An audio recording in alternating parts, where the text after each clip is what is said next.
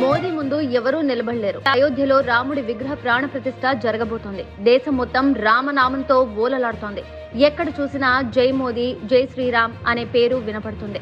మోదీ దెబ్బకు 2024లో ప్రధాని కావాలి అనే తన కలను 2029కి రాహుల్ గాంధీ వాయిదా వేసుకున్నాడు. అంటే అప్పటికి నరేంద్ర మోదీకి 80 వస్తాయి.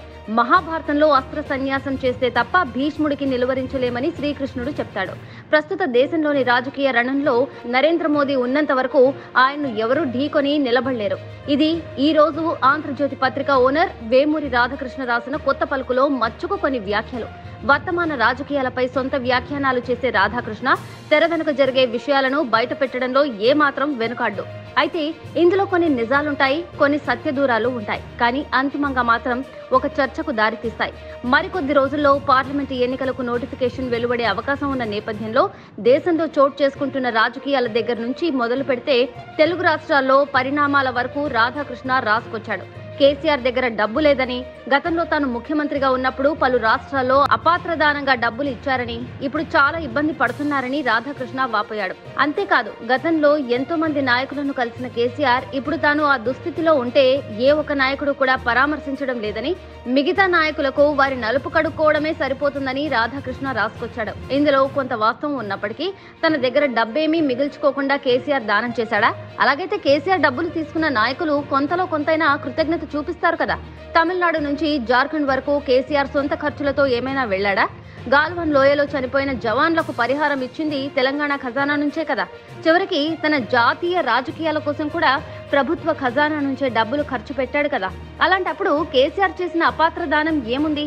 కేసీఆర్ ప్రస్తుతం మంచం మీద ఉన్నాడు కాబట్టి, ఎలాగో గతంలో తన స్నేహితుడు కాబట్టి రాధాకృష్ణ వెనకేసుకొస్తున్నాడా?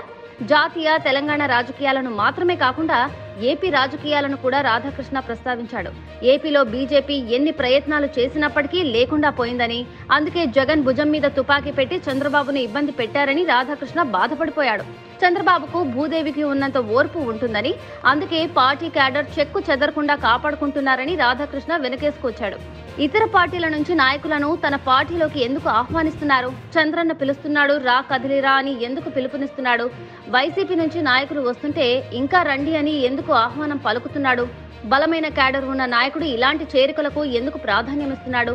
అలాంటి బలమైన నాయకుడే అయితే నరేంద్ర మోదీతో ఎందుకు పొత్తును కోరుకుంటున్నాడు? ఎన్డీఏ కూటమిలో ఉన్న పవన్ కళ్యాణ్తో ఎందుకు సంధి చేసుకుంటున్నాడు? ఇలాంటి వాటిని రాధాకృష్ణ రాయడు. పైగా జగన్ బీజేపీతో అంటగాగుతున్నాడు. జగన్ ఏపీ రాష్ట్రాన్ని నాశనం చేస్తున్నప్పటికీ మోదీ పట్టించుకోవడం లేదని మాత్రం రాధాకృష్ణ రాశాడు. తనకు నచ్చిన, తాను మెచ్చిన చంద్రబాబు గొప్పోడు, మిగతా పార్టీ వాళ్ళు మాత్రం చెడ్డవాళ్ళు. అంతేనా రాధాకృష్ణ? ఇదేనా వర్తమాన అంశాలపై రాసే కొత్త పలుకు? చంద్రబాబు ప్రస్తావన వస్తే చాలు రాధాకృష్ణ మారిపోతాడు. ఆయన రాతలు కూడా మారిపోతాయి.